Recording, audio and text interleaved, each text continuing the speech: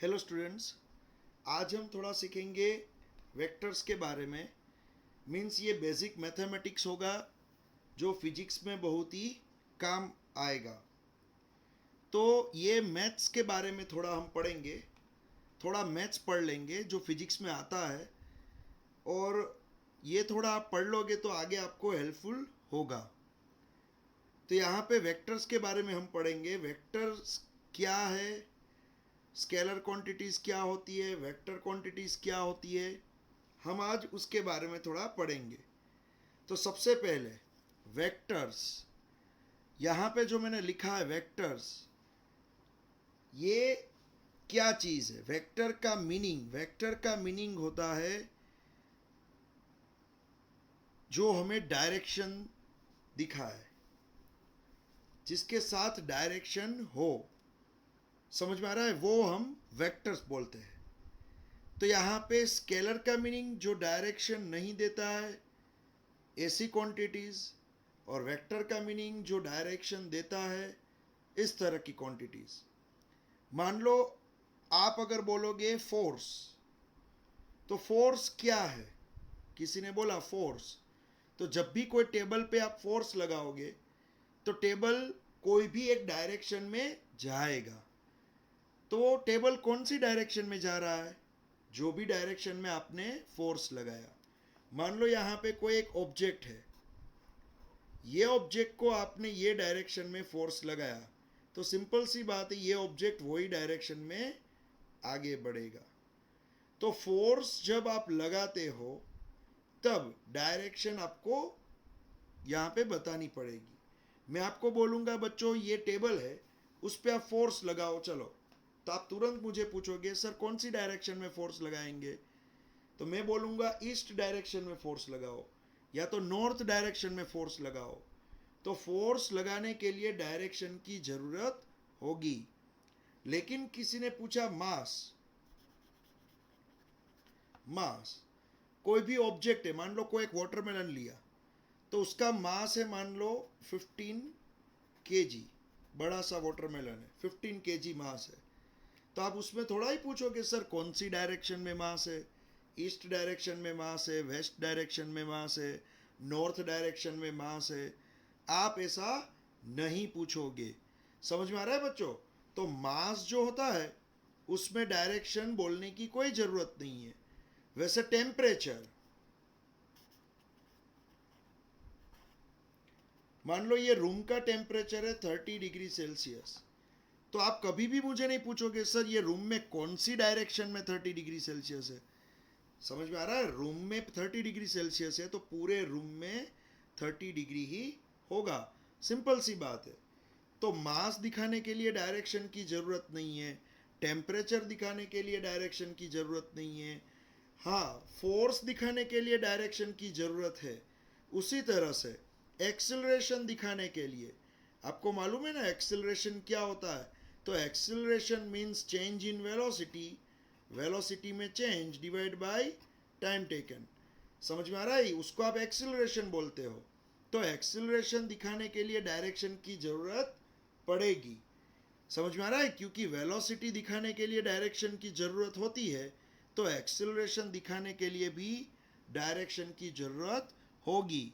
मैं आपको बोलूँगा ये पुलिस की कार है, वो 2 मीटर पर सेकंड स्क्वायर एक्सेलरेशन के साथ गई, तो आप तुरंत पूछोगे सर कौन सी डायरेक्शन में गई? तो ये पुलिस की जो कार है वो नॉर्थ डायरेक्शन में गई। समझ में आ रहा है? तो ये एक्सेलरेशन दिखाने के लिए वेक्टर की ज़रूरत होती है, फोर्स दिखाने के लिए वेक्टर की ज़रूरत होती है। लेकिन मास दिखाने के लिए वेक्टर की ज़रूरत नहीं है, इसलिए उसको बोलेंगे स्केलर क्वांटिटी। टेम्परेचर को भी बोलेंगे स्केलर क्वांटिटी। समझ में आ रहा है बच्चों? तो यहाँ पे आपको सीखने को मिला scalar quantities and vector quantities के बारे में। तो जो भी क्वांटिटी को दिखाने के लिए डायरेक्शन की ज़रूरत होगी उसको हम बोलेंगे वेक्टर क्वांटिटीज़, और जो भी क्वांटिटी को दिखाने के लिए डायरेक्शन की ज़रूरत नहीं होगी उसको हम बोलेंगे स्केलर क्वांटिटीज़। समझ में आ रहा है? गुजराती मीडियम के लिए बच्चों, गुजराती मीडियम के जो बच्चे हैं उसके लिए वेक्टर्स को बोला जाता है सदिश, सदिश मीन्स जिसमें डायरेक्शन साथ में हो, और स्केलर को बोला जाएगा अदिश। अदिश मीन्स जहां डायरेक्शन ना हो, वेक्टर में होगा सदिश जहां पे डायरेक्शन हो।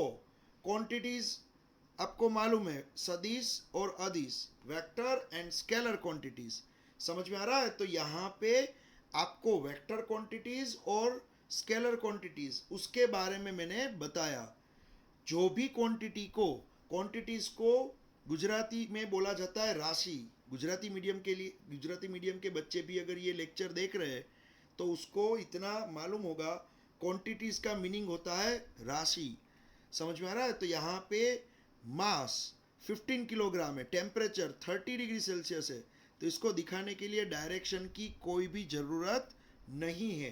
तो वो क्या है, स्केलर क्वांटिटीज। और वेक्टर मीन्स यहाँ पे जो भी चीज़ को दिखाने के लिए डायरेक्शन की ज़रूरत होगी उसको हम बोलेंगे वेक्टर क्वांटिटीज। दिमाग में आ रहा है सभी बच्चों को? Very good. चलो, तो अब scalar quantities and vector quantities ये मैंने यहाँ पे थोड़ा आपको एक्सप्लेन किया। दूसरी एक बात, वेक्टर क्वांटिटी को लिखेंगे कैसे। मान लो फोर्स वेक्टर क्वांटिटी है, तो उसको दिखाने के लिए एक एरो करना पड़ेगा इस तरह से। तो इसका मीनिंग एफ वेक्टर, हम इसको क्या बोलेंगे, एफ वेक्टर। फिर वेलोसिटी, वेलोसिटी भी क्या है, वेक्टर, तो उसको दिखाने के लिए इस तरह का एरो होगा। फिर क्या है, एक्सीलरेशन, वो भी वेक्टर है, उसको दिखाने के लिए इस तरह का एरो होगा। तो यहाँ पे आप कोई भी क्वांटिटी जो वेक्टर है उसको दिखाने के लिए उसके ऊपर एरो करोगे, इस तरह से एरोज करोगे। समझ में आ रहा है आप सभी को? यहाँ पे एरो होगा इस तरह से। तो जो भी क्वांटिटी वेक्टर क्वांटिटी होगी उसको दिखाने के लिए आप उसके ऊपर एरो करोगे। दूसरी एक बात, ये एरो जो है वो यही डायरेक्शन में होगा, आप कहीं भी कोई भी डायरेक्शन में नहीं कर सकते हो। मान लो मुझे एक्सीलरेशन दिखाना है तो आपने एक्सीलरेशन लिया और मान लो आपने इस तरह से कर दिया, ये नहीं होगा। कोई भी डायरेक्शन में इस तरह से एरो नहीं करोगे, उसकी यही साइन है। दूसरी साइन क्या है वो भी मैं बता दूं, या तो आप एफ के ऊपर एरो करो, या तो यही एफ को डार्क करके लिखो, डार्क करके इस तरह से। तो जो अगर आप कोई भी क्वांटिटी को डार्क करके लिखोगे तो उसका मीनिंग वो हो जाएगा, वो है वेक्टर क्वांटिटी। तो ये फोर्स क्या है, वेक्टर क्वांटिटी। वेलोसिटी को भी अगर मैं डार्क करके लिखूंगा इस तरह से बोल्ड लेटर में तो वो हो जाएगा वेक्टर क्वांटिटी। लेकिन एक चीज़ याद रखना बच्चों, ये डार्क करने में थोड़ा टाइम ज़्यादा जाएगा, तो बेहतर है हम उसके ऊपर एरो करके ही बता दें। ओके, तो हम यही टेक्निक यूज़ करेंगे, उसके ऊपर ये एरो करने की टेक्निक। तो अगर आप कोई भी क्वांटिटी को, वेक्टर क्वांटिटी को लिखना चाहते हो तो इस तरह से लिख सकते हो। नेक्स्ट, दूसरी बात बताना चाहूँगा। मान लो मैं बात कर रहा हूँ फोर्स की और ऊपर लिखा है वेक्टर क्वांटिटी, तो इसका मीनिंग क्या होता है। फोर्स और ऊपर क्या किया है, वेक्टर क्वांटिटी, इसका मीनिंग क्या होता है। इसके अंदर मैं बोलूँगा फोर्स की वैल्यू 10 न्यूटन, लेकिन ये कौन सी डायरेक्शन में फोर्स लग रहा है, तो वो लग रहा है इन नॉर्थ डायरेक्शन। इन नॉर्थ डायरेक्शन मान लो, तो फोर्स लग रहा है 10 न्यूटन इन नॉर्थ डायरेक्शन। तो यहाँ पीछे क्या लिखा मैंने, डायरेक्शन भी लिखी। तो अगर मैं यही फोर्स की सिर्फ वैल्यू लेना चाहता हूँ, वैल्यू, तो उसको इस तरह से लिखा जाता है mode of F, mode of force, force का मोड, उसकी वैल्यू, तो सिर्फ लिखा जाएगा 10 न्यूटन। फिर डायरेक्शन नहीं लिखते हम। अगर डायरेक्ट में मैंने इस तरह से लिखा एफ वेक्टर, तो उसकी वैल्यू एंड डायरेक्शन दोनों होगा। अगर मैंने लिखा मोड ऑफ एफ वेक्टर, तो यहाँ पे क्या होगा, सिर्फ उसकी वैल्यू। समझ में आ रहा है बच्चों? तो यहाँ पे कोई भी चीज़, कोई भी वेक्टर आप ले लो, कोई भी वेक्टर। हाँ, यहाँ पे स्केलर में क्या होगा वो मैं बता दूँ।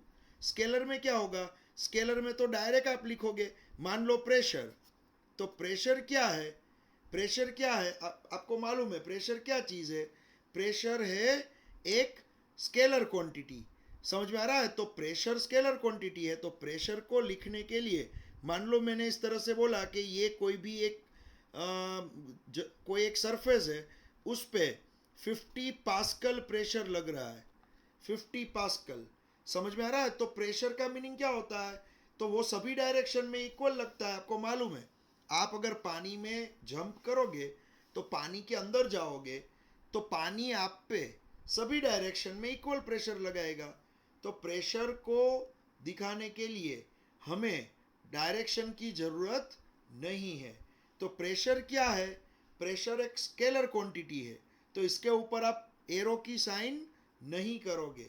समझ में आ रहा है? तो स्केलर क्वांटिटी जो भी होगी वो सिर्फ उसकी वैल्यू देती है, डायरेक्शन उसमें नहीं होती है। वॉल्यूम, मान लो मैंने बोला वॉल्यूम, ये रूम का वॉल्यूम 20 मीटर क्यूब है, तो ये रूम का वॉल्यूम हुआ, वो क्या है? 20 मीटर क्यूब। तो उसमें डायरेक्शन की ज़रूरत नहीं होती है, सिंपल सी बात है। वॉल्यूम, कितना वॉल्यूम है? 20 मीटर क्यूब, तो उसमें डायरेक्शन की कोई भी ज़रूरत नहीं होती है। तो जो भी क्वांटिटी जिसके अंदर डायरेक्शन की ज़रूरत ना हो उसको हम स्केलर क्वांटिटीज़ बोलेंगे, और जो क्वांटिटी जिसके अंदर वेक्टर डायरेक्शन की ज़रूरत हो उसको हम बोलेंगे वेक्टर क्वांटिटीज़। समझ में आ रहा है? उसको दिखाने के लिए ऊपर एरो किया जाता है, या तो उसको डार्क लेटर में लिखा जाता है। और अगर मैं ऐसा लिखूँ एफ वेक्टर, तो वो क्या क्या दिखाता है? वो उसकी वैल्यू एंड डायरेक्शन दोनों दिखाता है। अगर मैंने लिखा मॉड ऑफ एफ वेक्टर, तो वो क्या दिखाता है? वो दिखाएगा उसकी सिर्फ वैल्यू। मोड में क्या मिलेगा आपको? सिर्फ value. Mode of F vector का मीनिंग सिर्फ वैल्यू उसकी, उसमें डायरेक्शन नहीं लिखी जाएगी। समझ में आ रहा है बच्चों? तो यहाँ पे मैंने आपको क्या बताया? वेक्टर और स्केलर के बारे में।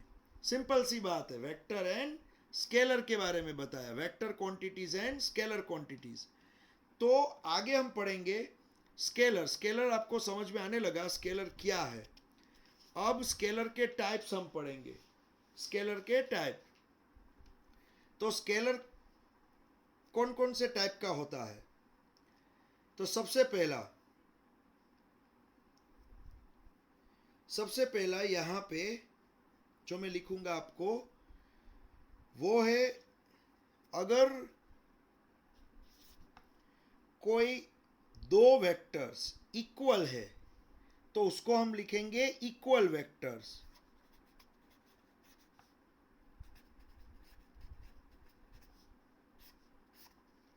इक्वल वेक्टर्स, दो वेक्टर अगर इक्वल है तो हम उसको लिखेंगे इक्वल वेक्टर्स। मान लो यहां पे एक वेक्टर है, वेक्टर ए। समझ में आ रहा है? वही डायरेक्शन में सेम वही लेंथ का दूसरा वेक्टर है, तो ये वेक्टर ए है, ये वेक्टर बी है। तो वेक्टर ए, ये लाइन मैंने ड्रॉ की, ये वेक्टर बी, ये लाइन मैंने ड्रॉ की।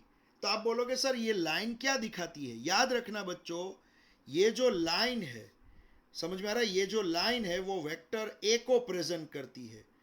तो वेक्टर में क्या होता है? अगर मैं वेक्टर ए को प्रेजेंट करना चाहता हूं तो मैं इस तरह की एक लाइन ड्रॉ करूंगा, जिसमें ये है टेल और ये आगे वाला है हेड।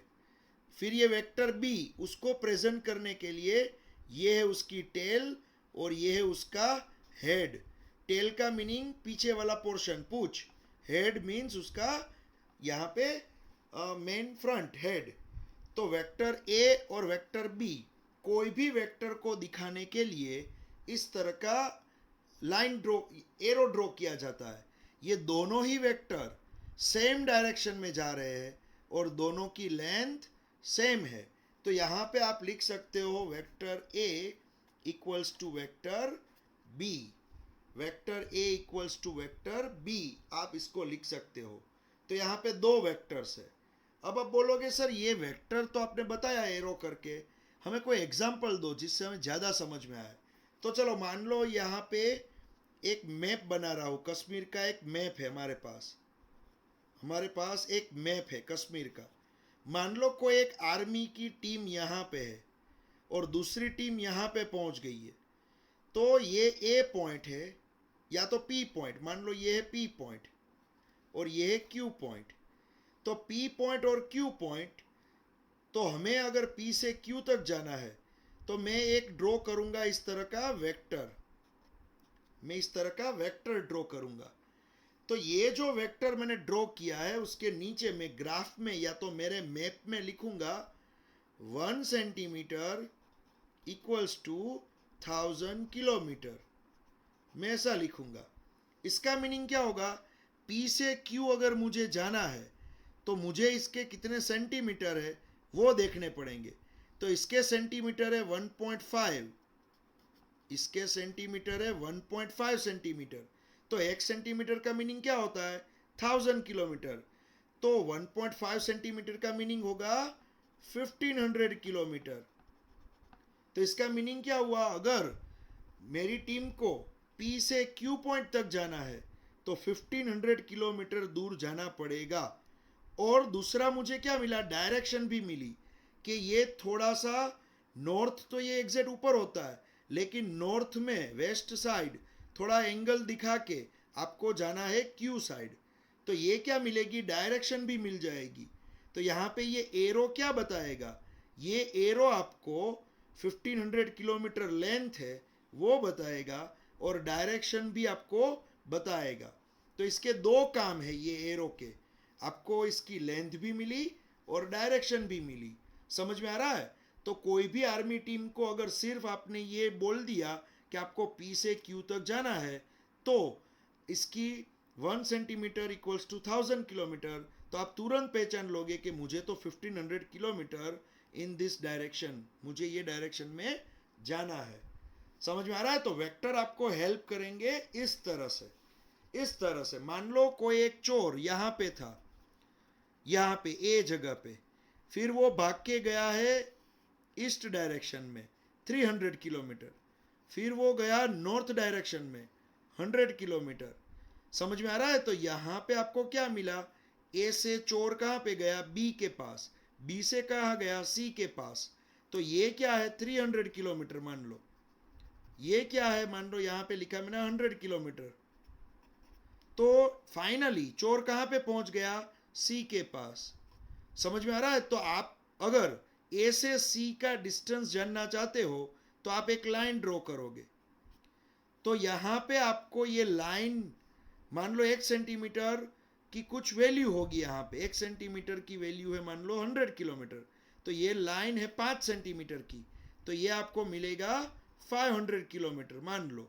ये एक एग्जाम्पल दे रहा हूँ बच्चों, समझ में आ रहा है। वैसे ये पाइथागोरस अगर लोगे तो आपको ये क्या कितना मिलेगा वो आप ऑटोमेटिक ढूंढ सकते हो। ये तो मेरा एक एग्जाम्पल था, समझ में आ रहा है। तो यहाँ पे ये 300, ये 100, अगर पाइथागोरस है तो आपको ढूंढना पड़ेगा। पाइथागोरस नहीं है तो थोड़ा सा ये कुछ एंगल पे जा रहा है तो आपको कुछ डिस्टेंस मिलेगा।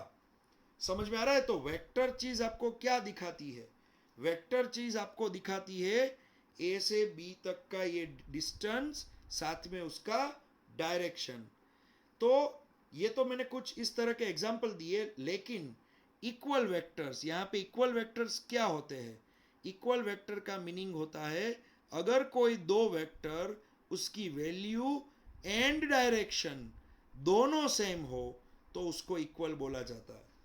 इक्वल वेक्टर्स क्या दिखाएगा, जिसकी वैल्यू एंड डायरेक्शन दोनों ही सेम हो तो उसको हम बोलेंगे इक्वल वेक्टर्स। समझ में आ रहा है बच्चों। फिर अपोजिट वेक्टर भी होते हैं। तो अपोजिट वेक्टर का मीनिंग या तो नेगेटिव वेक्टर भी बोल सकते हो, उसको क्या बोल सकते हो, नेगेटिव वेक्टर। तो नेगेटिव वेक्टर का मीनिंग क्या होता है, नेगेटिव वेक्टर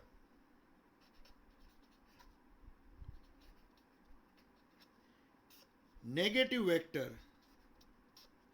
ये नेगेटिव वेक्टर क्या होता है, अगर कोई एक वेक्टर जा रहा है ये साइड, ए वेक्टर जा रहा है ये साइड, आप वही लेंथ का लेकिन अपोजिट डायरेक्शन में अगर ड्रॉ करोगे तो उसको बोला जाता है नेगेटिव वेक्टर।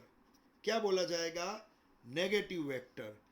समझ में आ रहा है? तो ये है पॉजिटिव वेक्टर, दोनों ही पॉजिटिव डायरेक्शन में जा रहे हैं।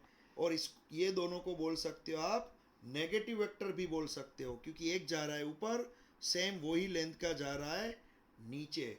समझ में आ रहा है? तो यहाँ पे आप क्या लिख सकते हो, A vector equals to minus B vector, इस तरह से लिख सकते हो। नेगेटिव वेक्टर्स को इस तरह से लिख सकते हो, A vector equals to minus B vector. दोनों की वैल्यू सेम है लेकिन डायरेक्शन क्या है, अपोजिट।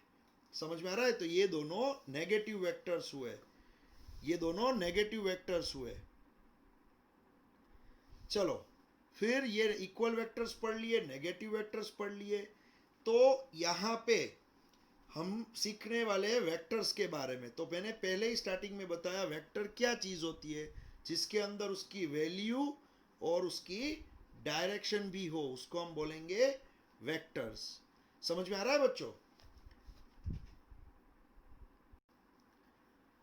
स्टूडेंट्स, हमने लास्ट इक्वल वेक्टर्स और नेगेटिव वेक्टर के बारे में भी सीखा। उसके बाद यहाँ पे मैं सिखाऊंगा नल वेक्टर।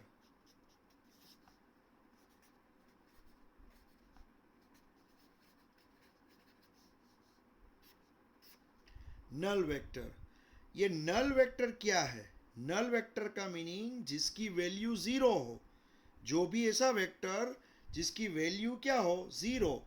मान लो यहाँ पे ए वेक्टर लिखा, उसकी वैल्यू क्या है, ज़ीरो है, तो उसको मैं बोलूँगा नल वेक्टर। समझ में आ रहा है? नल वेक्टर का मीनिंग क्या होता है, जिसकी वैल्यू ज़ीरो हो, उसको ज़ीरो वेक्टर भी बोला जाता है।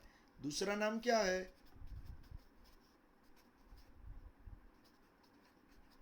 ज़ीरो वेक्टर, उसको ज़ीरो वेक्टर भी बोला जाता है। समझ में आ रहा है? तो ये हुआ ज़ीरो वेक्टर। फिर मैं आपको सिखाऊंगा कोप्लेनर वेक्टर।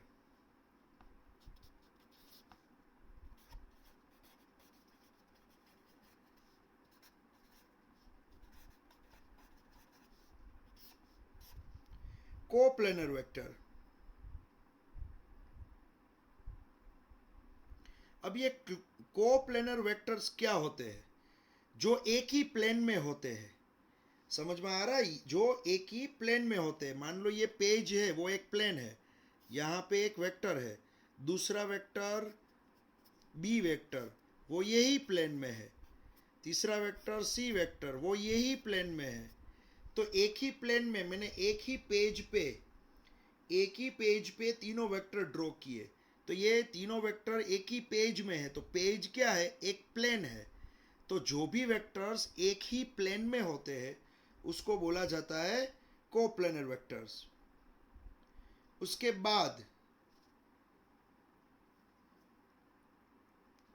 बाद मैं बोलूंगा कोप्लेनर वेक्टर के बाद next topic unit vector. Unit vector,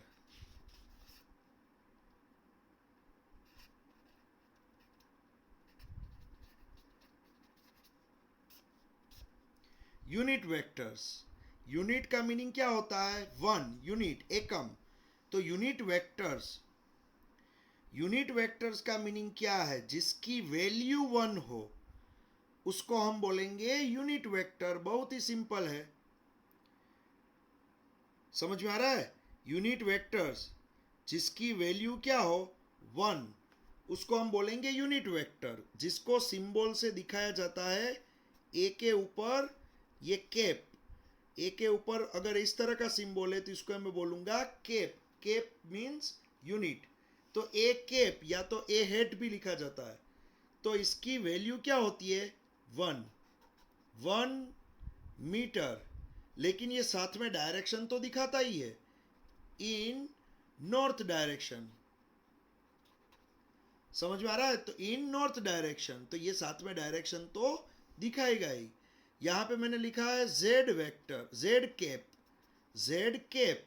तो जेड कैप क्या है, उसकी वैल्यू वन ही होती है, लेकिन वो दिखाएगा 1 मीटर या यूनिट मीटर इन कोई भी डायरेक्शन ले लो, इन ईस्ट डायरेक्शन।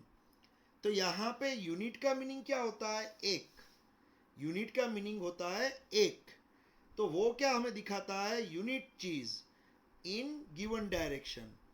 वैसे यहाँ पे आप जब भी यूनिट वेक्टर देखोगे तो यूनिट वेक्टर में मैं आगे पढ़ाऊंगा, ये यूनिट पीछे मीटर मीटर जो लिखते हो ना, वो कट हो जाएगा। यहाँ तो आपको एक्सप्लेन करने के लिए मैंने बताया, वरना यहाँ पे वन नहीं, वन सिर्फ वन लिखा जाता है, पीछे मीटर के ऐसा कुछ नहीं लिख सकते हम। यहाँ तो आपको थोड़ा एक्सप्लेन करने के लिए मैंने बताया, लेकिन one in north, one in east, इस तरह से ही बोला जाता है। यूनिट हम नहीं लिखेंगे कोई भी, ये पीछे मीटर हो सेंटीमीटर हो ऐसा हम पीछे नहीं लिखेंगे। क्यों नहीं लिखेंगे वो मैं बाद में बता रहा हूँ आपको, लेकिन यहाँ तो आपको समझ में आया कि वन क्या, तो one step in north direction, one step in east direction.